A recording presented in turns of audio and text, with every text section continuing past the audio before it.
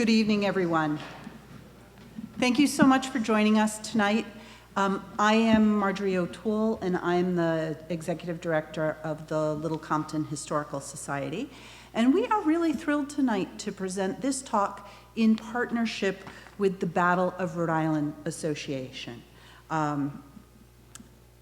Before I introduce our speaker, I just want to say that at the end of the talk, he will be signing books on the landing. What do we call this new space? The North Narthex. He will be selling and signing books, as will I. We don't have a book on, the Historical Society does not have a book on the Revolution, but a couple of our books have chapters on the Revolution that you might enjoy. But if you're only going to buy one book tonight, please buy Christian's book. They also have a raffle in the Narthex, where everyone could win. 2 people are going to win. 3 people are going to win. Oh, it's a surprise. Okay. So even if your car's that way, make sure you go through this way to see what they're offering and to sign up for that raffle. So tonight, we're really so pleased to welcome Christian McBurney. He is the author of 7 books, as well as many articles on the history of Rhode Island. He is president of the George Washington American Revolution Roundtable of the District of Columbia, and he is the publisher and chief editor of the online journal at smallstatebighistory.com. And I think he's going to give you an opportunity to sign up for that online journal later today. That online journal is devoted to Rhode Island history. Mr. McBurney practices law in Washington, D.C., and he and his wife have a second home in Kingston, Rhode Island. So please join me in welcoming him.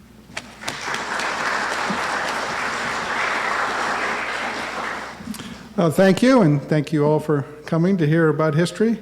And also thank you to those on Zoom as well. I think we have quite an audience. Lovely to be here in Little Compton, I think one of the most beautiful towns in southern New England. And I think the last time I spoke at a congregational church, I recreated Cotton Mather's sermon of fire and brimstone at the Kingston Congregational Church when I was 16 years old. So I'm experienced at the pulpit. And thank you to the Little Compton Historical Society and the Battle of Rhode Island Association for sponsoring this lecture and others. They've been great. Now, I do have some books if you're interested. The Spies, I'll be talking about this one, of course. All my books are $20, except the most recent one is $25, and I'll talk about that. The Rhode Island campaign, if you're interested in that, that's so far the definitive work on the Battle of Rhode Island and the whole campaign between the French and the Americans. Kidnapping the enemy, General Prescott was kidnapped at the Prescott farmhouse in Portsmouth, Middletown. And my newest book is Dark Voyage, American Privateers' War Against Britain's African Slave Trade. It's actually a Rhode Island privateer, so most of the sailors are from Rhode Island, and it's a Rhode Island captain. John Brown's the main investor from Providence. So it's a fascinating story that's never been told. You'll learn a lot about the slave trade, about American privateering, and a fascinating story. I also am lead co-author of 2 books on World War II Rhode Island. So this is what happened inside Rhode Island, incredible stories. And right here in Little Compton, they had some major bases and a 21-inch gun that could fire 21 miles. So these are 2 very well-received books as well. Also, I'm the publisher and editor of Small State, Big History. Can you raise your hand if you're already signed up and received my emails? That's pretty good, but oftentimes I'll get 50% or something like that. So if you're interested, Marjorie's going to send around a sign-up sheet. If you can give me your email address, write it neatly. I send out 1 article a week on Rhode Island history. I don't write all the articles. I have about 20 different authors. And So you just get the one email a week, and people seem to really like it. I have an email list of 2,600 people, Rhode Islanders, right now, so it's big and growing. And I always get the pens back. I'm sure I will in Little Compton. I'll get the pens back. So I'm just going to say a little bit about Little Compton.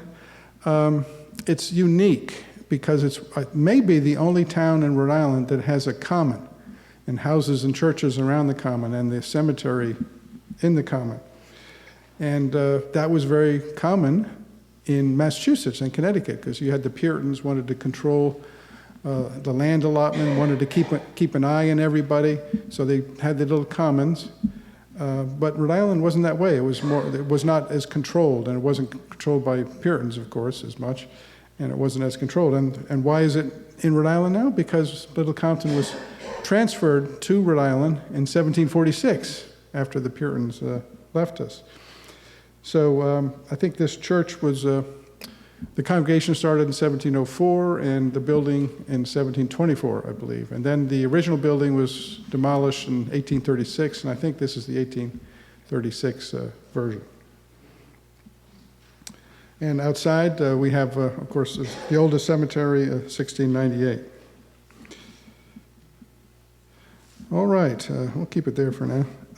My talk today is about spies in revolutionary Rhode Island, with an emphasis on spying and what happened around Little Compton. As you'll find out, quite a bit happened. Now, the purpose of spying is to obtain intelligence about the enemy. What are their plans? How many troops do they have? What are the regiments? Where are they located? What are the defensive fortifications being built? All generals treat intelligence as vital to defeating the enemy. Spying was one form of intelligence gathering, wasn't the only one. You could read a newspaper, that's intelligence gathering today. You could be on lookout, you could talk to people who come from Newport and interview them. But spying was definitely the most dangerous form of intelligence gathering, and of course we know that the standard punishment for spies was death by hanging. One feature of spies is that they were usually ordinary people, and not officers and famous people. They were not professional spies, nothing like the CIA spies of today, and they typically didn't gain fame or fortune from their spying activities. But these ordinary people risked their lives to promote the cause they believed in. And the cause was not only the patriot cause of independence from Great Britain. Of course, most Rhode Islanders did support that. I think, my estimate is at least 2/3. But there was also a strong loyalist base, and those people supported retaining Great Britain as the mother country. In effect, there was a small-scale civil war in Rhode Island during the Revolutionary War. Both sides had ancestors going back to the very founding of Rhode Island in the 17th century, including here in Little Compton. One difficult feature of spies is studying them is that typically they're secret. So their identities are secret. So we don't know all the identities of the spies in Little Compton who helped out. Now, there were 3 periods in which Rhode Island was an active theater of war during the Revolutionary War. So I just want to give you a broad context on that. The first occurred from April 1775 to April 1776, when Captain James Wallace in the HMS Rose and a small squadron of ships terrorized Narragansett Bay. He bombarded Bristol, he threatened to bombard Newport, he captured American ships. There are some interesting spy stories from that time, but I'm not going to cover them here. They're in the book. The second period started in December 1776, when the British Army captured Newport and the rest of Aquidneck Island and Jamestown. They stayed for 3 years, and I'll have a lot to say about that.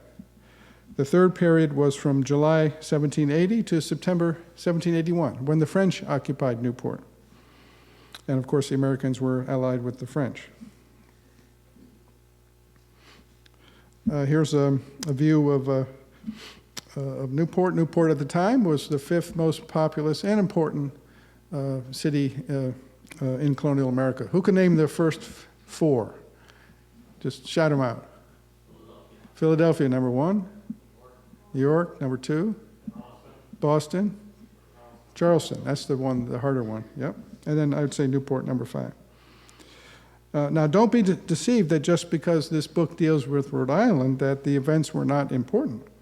When the British occupied Newport, they just occupied 2 other cities, New York City and for part of the time, Philadelphia. And when a combined American and French army tried to capture Newport in August 1778, if the Allies had succeeded, that could have ended the war. You know, Saratoga had just been won by the Americans, and if this followed it, that could have ended the war. When the French arrived in Newport in 1780, the stakes were also high. You know, Clinton and the British wanted to attack Newport before the French got settled, and if they had done that, that could have had a big impact on the war. Now, the history of spying is about stories. I can only tell you a few of them today, but let's start with the British occupation of Newport from December 1776 to October 1779. With a force of 7,100 soldiers and a fleet of 71 ships, the British had no problem taking over Newport, the rest of Aquidneck Island, and Jamestown. Here's a nice color image that was done in the 1920s. Now, both the British and the Americans immediately started creating their spy networks.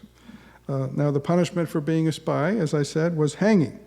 The officers wanted to be shot by more humane alternative of being shot by firing squad, but that wasn't allowed if you were caught spying. And that was the case with John Andre, the most famous spy who was caught in the Benedict Arnold affair.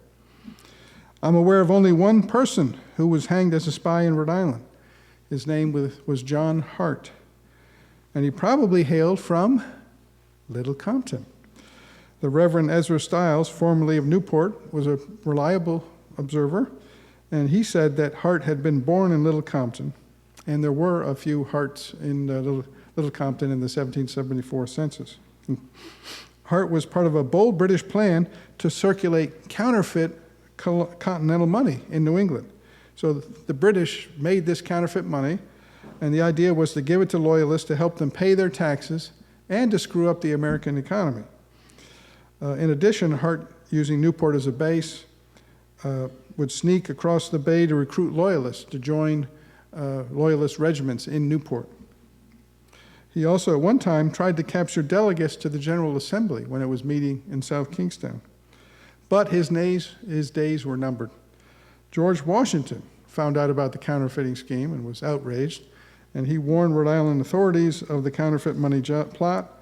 And then General James Varnum of East Greenwich led a party one night and they nabbed Hart. Varnum's party came across some likely loyalists and threatened them with great bodily harm unless they divulged where Hart was staying. Of course, they knew.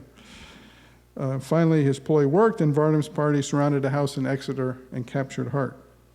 Brought to Providence, Hart admitted his offenses, and within a few days, he was convicted of being a spy at a military tribunal and hanged. This was quick justice indeed. Now, it should be noted that around this time, several loyalists in Hartford were also hanged as spies. The most spectacular success of any spy in Rhode Island theater was experienced by Isaac Goodman of Newport. His efforts intersected with a spy ring that was being run out of Little Compton as well. Isaac Goodman was a Jewish doctor who immigrated from Germany to Newport in 1774. So he didn't have enough time to get inculcated with Rhode Island independence. After the British occupied Newport, Goodman in early 1777 was sent off to the mainland as a spy to determine if the Patriot forces were trying to organize an attack on Aquidneck Island. So the British controlled Aquidneck Island and Jamestown, but the Americans, they were in Howland's Ferry, they were in Little Compton, they were in Bristol, surrounding Aquidneck Island. With his German accent making him stand out, Goodman was immediately arrested and jailed in Providence as a suspected Tory, and Goodman languished in jail for months. Meanwhile, New England forces were actually organizing a major expedition to attack the British garrison in Newport. It was designed as a secret expedition, so you had more than 10,000 state and militia troops being organized, mostly from Massachusetts. Rhode Island was mobilized, and some in Connecticut. And there were actually more troops in this expedition than in the Battle of Rhode Island. Ordinary soldiers were drafted, but they weren't told where they were going. They were just ordered to march here and there. Suddenly, some 10,000 Massachusetts, Rhode Island, and Connecticut militiamen were in Tiverton and Little Compton, ready to launch an invasion of Aquidneck Island across the Sakonnet River. And you can see the coast of Tiverton and Little Compton, where all the troops would have been hiding, of course. They were not out in plain view. Back in Providence, some months earlier, Goodman had been released from jail. No one came to testify against him. Rather than go back to Aquidneck Island and save himself, he thought he would stick around.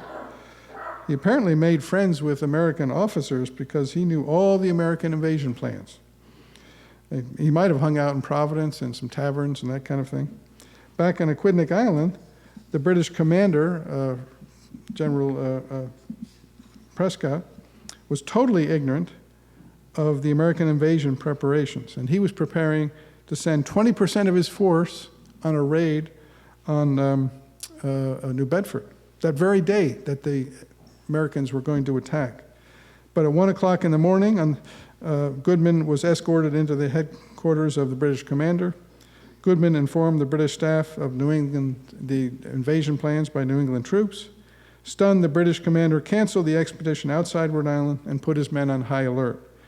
Basically, from that day on, the American expedition was no longer secret, and it didn't have a chance of success. Now, during Spencer's expedition, the Americans had their own spy, William Taggart Sr. He lived about 3 miles east of Newport in Middletown. The home was just across the Sakonnet River from Almy's Wharf. His son, William Taggart Jr., would secretly row across from Little Compton, you can see on the map, at night and visit his family house on British-occupied Aquidneck Island. The son would obtain accurate reports of troop size and regiments and where they were located from his father. He had very good reports. And then the son would go back to Little Compton and then ride up to Howland's Ferry and meet with Major General Joseph Spencer, the leader of the American troops. The British spy Isaac Goodman almost uncovered William Taggart's secret work.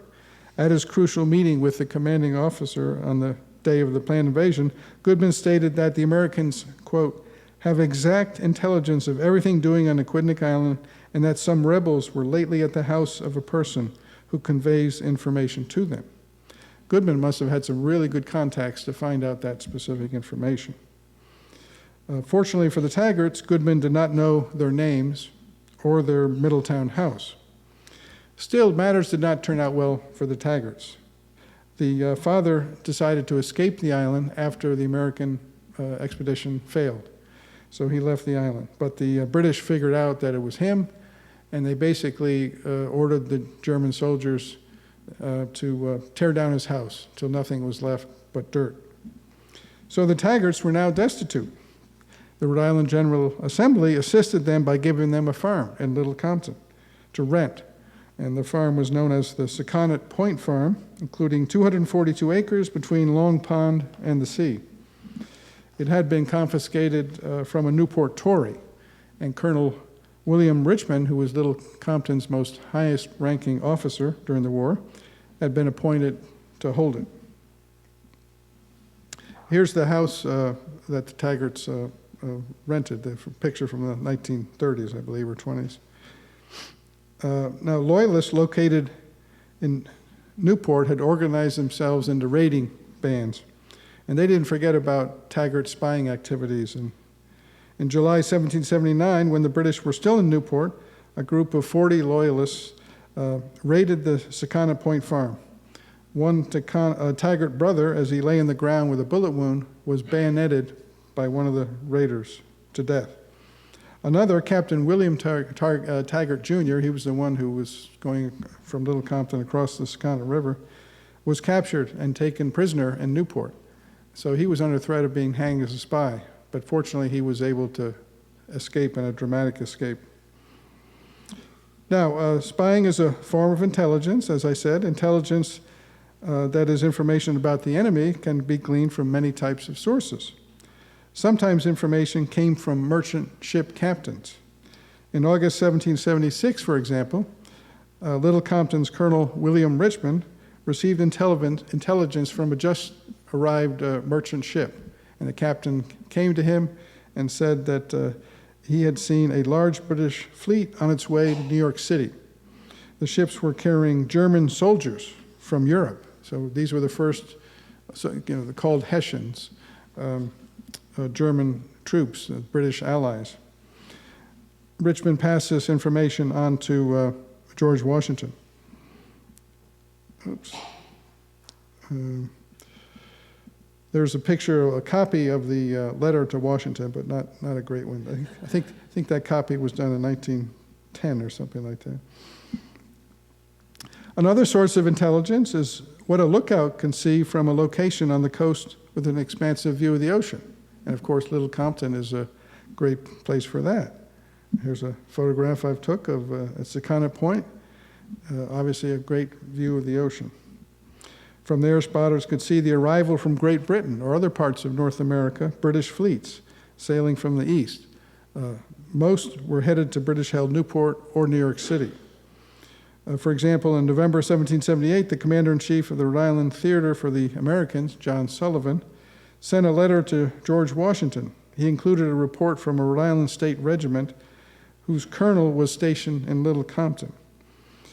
And the report said that there was an officer off the coast of Little Compton in a small boat who counted 40 British vessels, including 3 Royal Navy ships of war that sailed into Newport. So this is important information about a major fleet coming from the Atlantic. As another example, another colonel from a Rhode Island State Regiment, also based in Little Compton, advised his superior that he had just seen 20 to 30 vessels, about half warships, sailing out of Newport and headed to the west. It was suspected that they were preparing to raid the Connecticut coast. That was correct. And this report was forwarded by the then Commander-in-Chief of the Rhode Island Theater, Horatio Gates, to George Washington. Of course, another benefit of Little Compton was its close proximity to Newport, right across the Secana River, and the rest of Aquidneck Island. This was a good setup for spies. In September 1777, the British complained that some Rhode Islanders from the mainland, probably from Little Compton, were rowing across the Secana River at night, sinking their boats, so they'd have holes in their boats and sink them so they couldn't be seen. They would go into Newport and they would purchase rum and other items, and then they would go back to their boats and take it at night across the river. And General Prescott, in charge of the British troops, was not happy about that. He had this printed in a British Newport paper, which basically said, if you do that and you get caught, you're going to be treated as a spy, and you know what happens to spies. The outstanding event in Rhode Island during the American Revolutionary War was the Rhode Island Campaign, the joint American and French expedition to try to capture Newport from the British Army.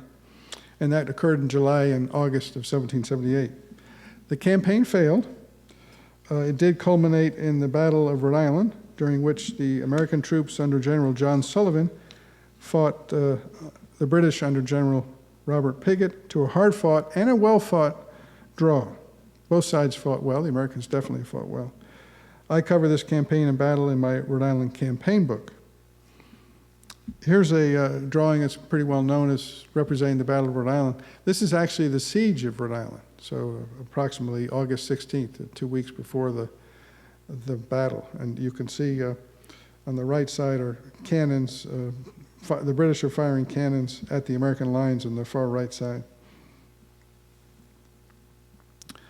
I actually own this, and it was one of the few in color that I've ever seen. I think Rhode Island Historical Society has one. And I got it on eBay for $100, so I was lucky. A week before the French arrived at the entrance of Narragansett Bay on July 29th, so the French arrived off Point Judith on July 29th. A week before that, General Sullivan had a spy on Aquidneck Island who communicated with patriots from Little Compton. This was highly dangerous work, since the British expected that there were going to be the French invading Newport, and they were definitely on guard against any spies. Sullivan received an unsigned transmittal letter and report dated Little Compton, which he forwarded to General Washington. Here's the start of the letter. We have at last obtained a memorial from the island, meaning Aquidneck Island. Our correspondent has endeavored to take a plan, but was frustrated by the enemy, who are excessive, zealous, and watchful. The bearer, meaning the person who delivered the report to Sullivan, was both nights on the island, meaning he spent both nights on Aquidneck Island, with my sons, and has taken the greatest pains imaginable to procure all possible intelligence. I think the bearer was someone from Little Compton. We don't know the name. And the sons, I think, are likely the sons of William Taggart. You remember William Taggart in the Spencer expedition was spying. So he had both his sons and this third person meeting up with a spy on Aquidneck Island. And that spy did really good work. The report that was attached was a summary of a spy's report of the British regiments and their locations, and where the British were constructing defensive positions to defend against a possible attack. It was valuable information. The spy, in the last part of the report, informed his intermediaries, "If my name is not mentioned, no accident can discover me. It is unsafe for me for my name to be spoken there as it would be here." So we don't know the name of this spy. He was very brave. Possibly it was Isaac Barker. We'll talk about him a little later. During the Rhode Island campaign in August 1778, American General John Sullivan was on the lookout to hang any spies. Colonel James Varnum of East Greenwich advised Sullivan that it is absolutely necessary to hang some person as a spy in terrarum to prevent intelligence from your army to the enemy. When a real spy cannot be obtained, a scoundrel under the influence of Toryism may be deemed a proper villain. Wow, that Varnum was cold-blooded.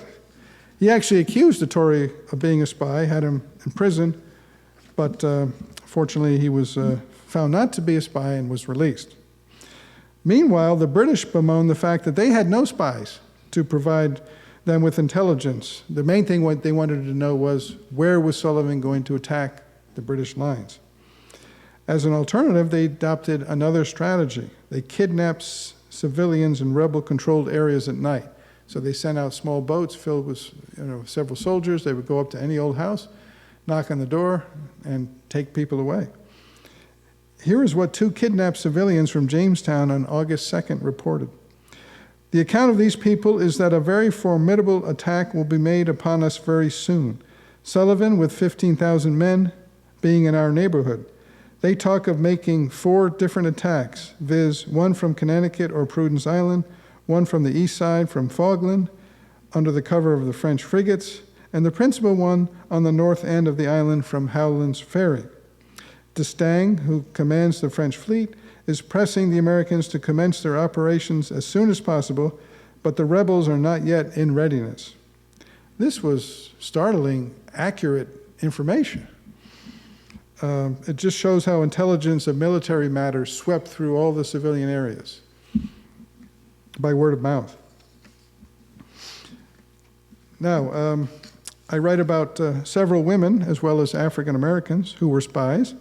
It was thought by some that they could not be good spies, but of course that was not true. One woman was Mary Wenwood, who was from Newport. She traveled to Newport to work for the second most infamous spy in New England history. Who's the most infamous spy in New England's history? Benedict Arnold, that's right.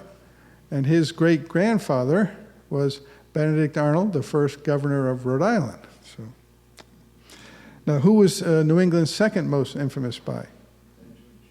Benjamin Church. Oh, does that name sound familiar?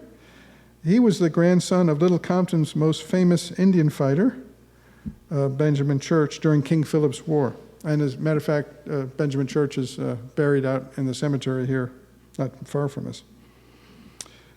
I'm not going to go into that story, so you'll have to read the book for that, but it's a fascinating one.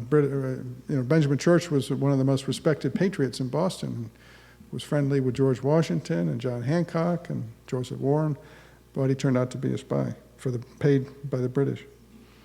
The best female spy was named Anne Bates.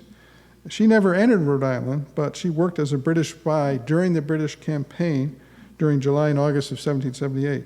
And she was recruited in British-held New York City. She disguised herself as a peddler, and she sold small items such as thread and ribbons. And she was able to travel through very well-protected lines into the Washington's camp. You know, she's just, I'm just a little peddler selling small items, buttons and the like. And she would count artillery pieces in the camp, and she identified Continental brigades, and she told her British handlers when the brigades marched to the the east, towards Rhode Island. Once she even saw Washington in a building.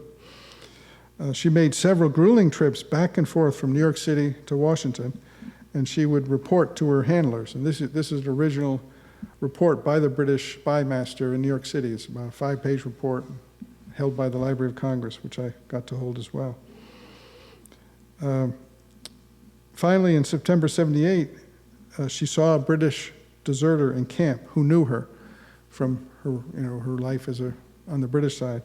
And after that, she ceased her spying on Washington's camp. She later went to London after the war and applied for a pension, and some British officers backed up her claim. Now, Rhode Island had its own Benedict Arnold. The trader's name was Metcalfe Bowler.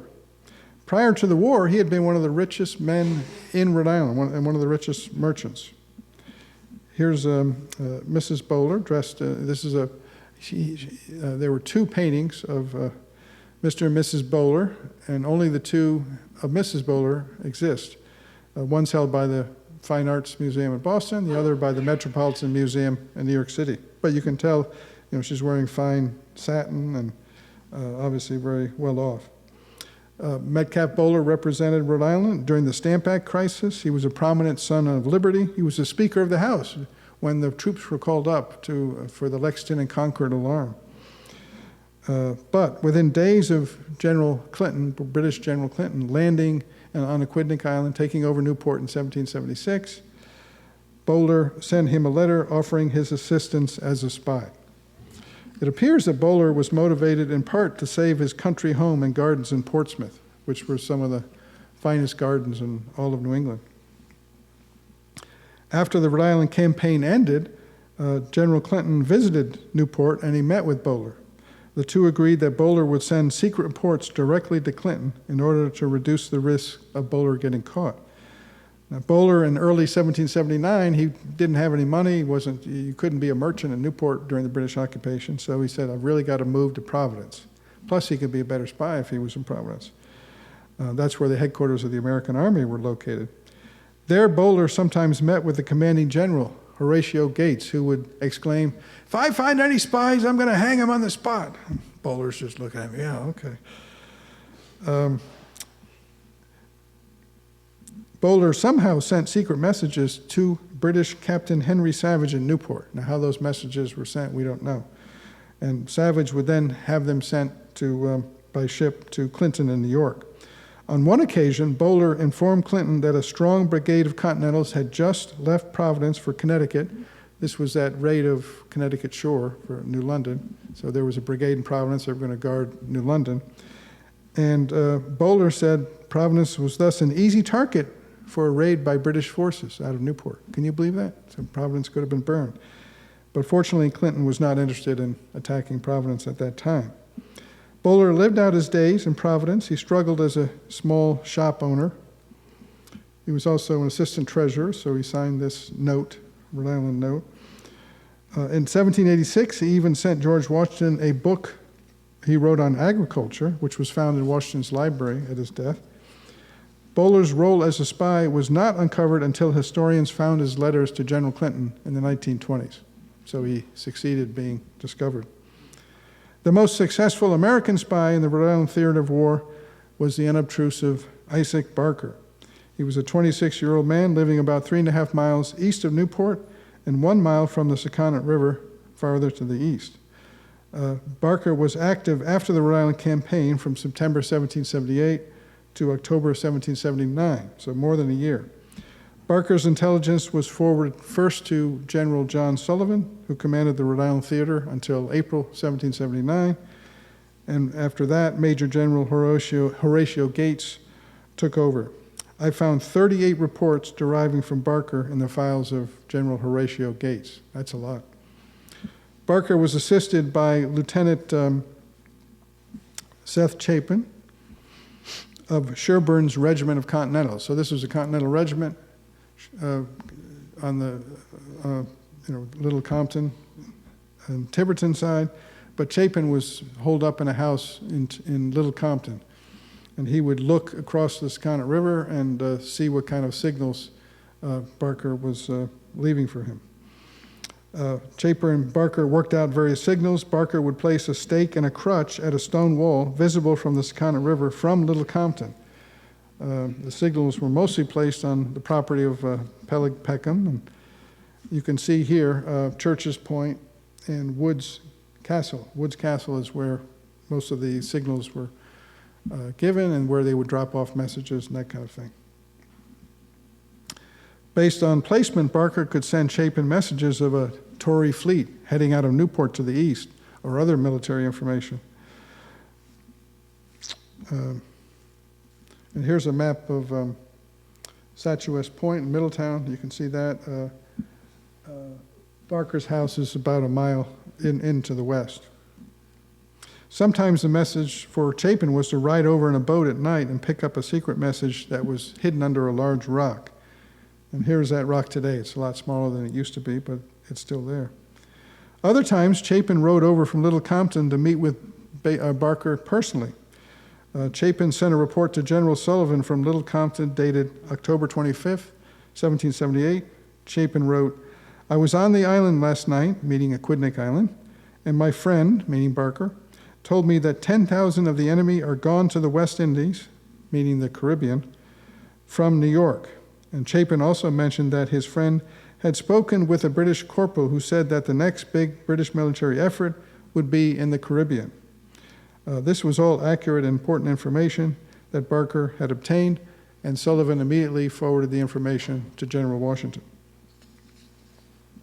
Barker was so effective at conveying intelligence that the British began to suspect that a spy was working on the coast of the Sakonnet Channel, and they sent troops there to patrol it at night. But Barker, despite his great risks that he took, was never caught. At one point, he even had a Hessian colonel living in his house.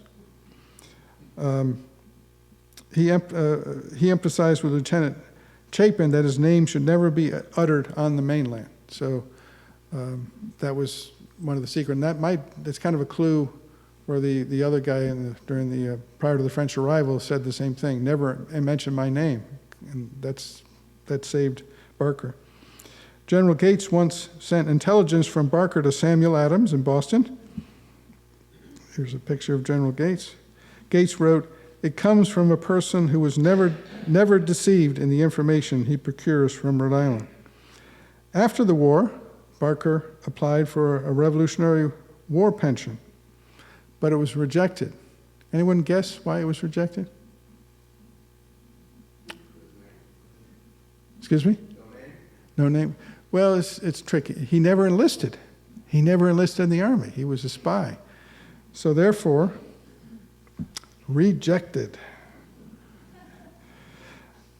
Now, obviously, it's unfair. He performed very dangerous service. He could have been caught any time. If he had been caught, he would have been hanged. He was inside British lines doing this work for more than a year. But that was the rationale. Knowing that he had to make the best case possible to persuade the pension application reviewers in Washington, D.C., he did really explain his situation. That's why we know a lot about his role. And he sent them this map, and he had above on the top are some of the signals that he sent for informing Chapin. Now, Lieutenant Chapin didn't work out so great either. He died in 1832 before he applied for a pension. His son tried to apply for a pension on his behalf. And a Rhode Island veteran of the Battle of Rhode Island, William Wilkinson, wrote a letter supporting the application. He wrote, "In March 1779, I went to live with General Ezekiel Cornell as his clerk. General Cornell always was based in Little Compton or Howlands Fairleigh, mostly Little Compton. Soon after, I became acquainted with Lieutenant Chapin, who was employed to obtain intelligence from Rhode Island, meaning Aquidneck Island, which was then in possession of the British. I was charged by the general never to mention the subject as his employment was very hazardous as well as important. So Chapin never wanted his name uttered either. Lieutenant Chapin sometimes came to the general's headquarters, but more frequently communicated by letters, which were often sent by express to General Gates. This course continued until the British evacuated Rhode Island, which was about mid-October 1779. General Cornell more than once observed to me that Lieutenant Chapin was an excellent officer and well fitted for so hazardous an employment. The general never mentioned Lieutenant Chapin's name to anyone. In later years, I was informed by Isaac Barker of Middletown on Rhode Island, a man entitled to full credit, that he was the person who communicated with Lieutenant Chapin and that his plan was formed and the signals were agreed to in August 1778, when General Sullivan with his army was on Rhode Island. Now, the problem was because Chapin's identity was secret, the son couldn't prove it, and so his application was rejected as well. All right. On July 10th, 1780, a French fleet carrying some 10,000 French soldiers, commanded by Lieutenant General Comte de Rochambeau, arrived off Newport, Rhode Island. The plan was to use Newport as a primary base of French operations in the United States until they could figure out where these 6,000 troops and the ships could be of great service, and artillery. Meanwhile, the British commander-in-chief in North America, Sir Henry Clinton, felt that if the combined forces of the British Navy and Army could attack Newport after the French arrived, but before they established their defenses, they could gain a crushing victory that might take France out of the war. And here's Sir Henry Clinton. This is the background of a number of amazing spy stories dealing with Newport, only a few of which I have time to discuss today. Part of the story involves the Culper spy ring, which was the focus of AMC's Turn cable television series, and a best-selling book called George Washington's Secret Six, the spy ring that saved the American Revolution. Prior to the arrival of the French at Newport, General George Washington called on the services of the successful Culper spy ring. He was expecting the French to arrive. They were based on Long Island. Major Benjamin Talmadge, Captain Caleb Brewster, Abraham Woodhull, Austin Rowe, Robert Townsend, they all did brilliant work, and you might recognize the names if you watch the TV series. Now, they discovered that Clintons had a large ground force gathering on the north side of Long Island. So Ready, that was the place. If you wanted to attack Newport, you prepare on the edge of Long Island, not far to go. Within 10 days, this intelligence reached Alexander Hamilton, then a young aide to Washington, at Washington's headquarters in New Jersey, and Hamilton then sent the urgent message by express to the Marquis de Lafayette, who at the time was riding to the east to meet his fellow French officers in Newport. This intelligence from the Culper spy ring is sometimes credited with alerting General Rochambeau that the British were about to attack and to prepare their defenses. Here's a great map of the British defenses, their firing lines of their ships and the artillery based on Rose Island and where Fort Adams is now.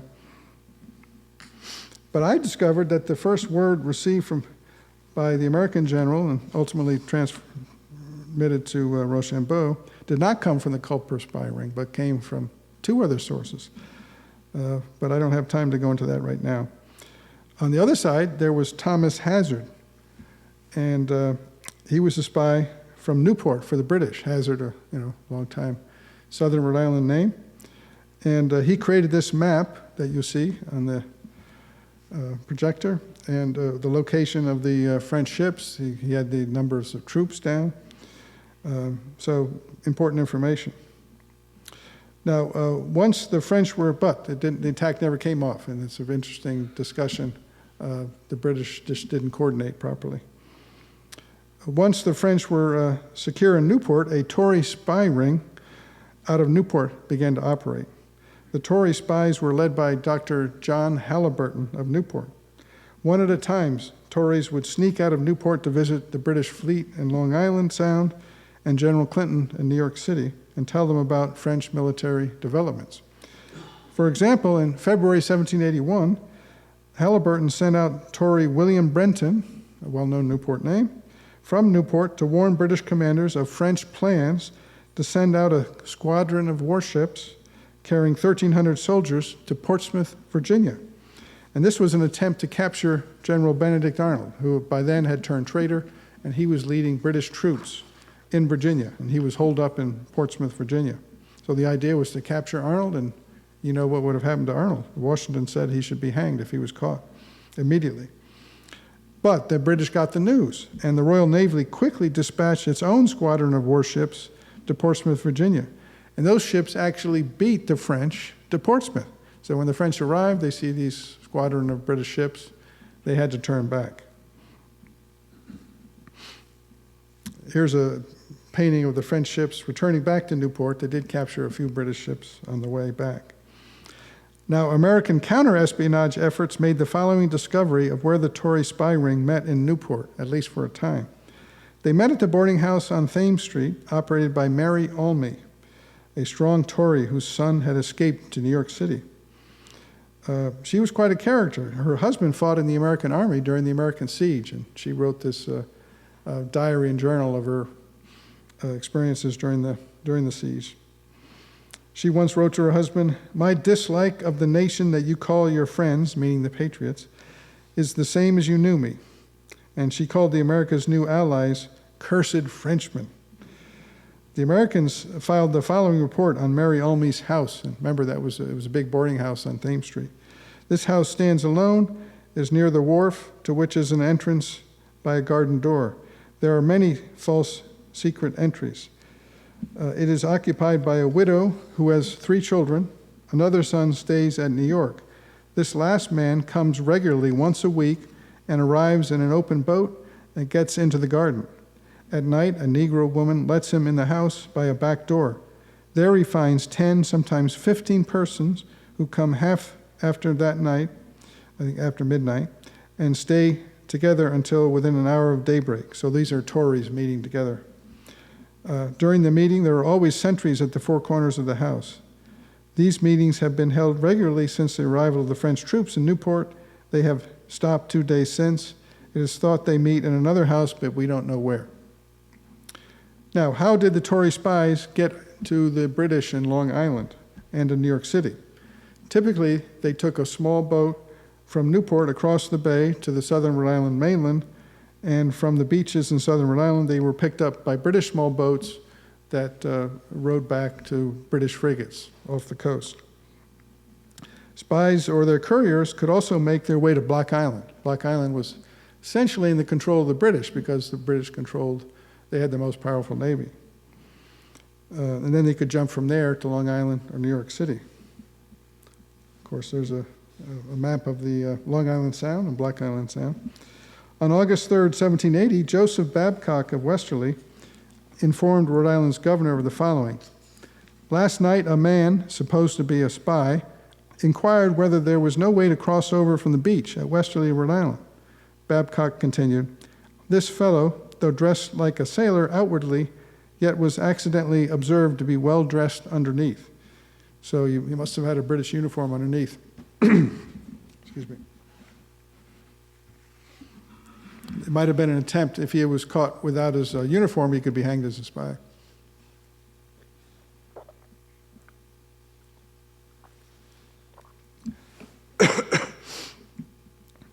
Later, small boats from British frigates were seen offshore, but they were lost sight of when the fog arrived.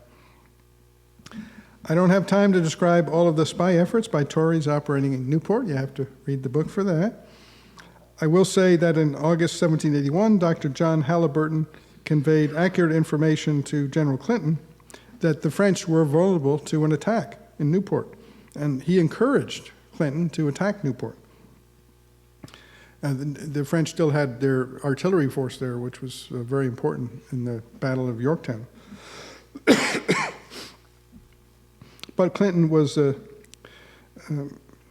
he actually thought about it, but he was stymied. He didn't get along with the British admiral at the time, or Arbuthnot. So the Tories in Newport were unable also to discover the most important information, and that was that a strong French fleet sailing from the Caribbean would cooperate with the French fleet in Newport and Washington's army to trap a British army at a place called Yorktown, Virginia. There's Washington and Rochambeau meeting just before the surrender of the British. After the stunning British surrender at Yorktown, the British continued to hold New York City, and the war would not officially end until 2 years later. Dr. Halliburton, the spy master, remained in Newport, but then one of his old couriers arrived in Newport and began to blackmail him. You know, if you don't pay me the money so I can drink in taverns, I'm going to reveal your identity as a spy to the Americans. Frightened that he would be discovered, Dr. Halliburton decided to escape Newport, and he traveled by small boat to British-held Long Island. In the depth of winter, he traveled by a small boat, and in February 1782, aided by only one man, and the two men were suddenly found themselves in a winter storm that almost tossed them out of the boat. And with the onset of frigid weather, their boat became, quote, enclosed in a large body of ice. The poor doctor remained there for 5 hours, even though he was only about 100 yards off the Long Island shore. Finally, he got to land and made his way to New York to meet with General Clinton. In the meeting with Clinton, Halliburton complained about the low reward he was offered for his dangerous spying services. He told Clinton to his face, with a plainness of character, that if my intelligence had been made proper use of, His Majesty's affairs would have had a very different aspect. Despite this impertinence, Clinton gave the doctor a fairly generous award and sent him to work in a military hospital in Halifax, Canada. There are lots more stories to tell, but I don't have time to tell them. You have to read the book to find out. Thank you.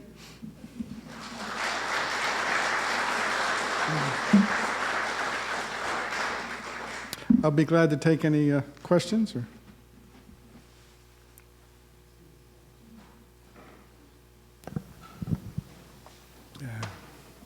Are there any questions on Zoom? I don't know if that's set up. Yeah, we have one on Zoom.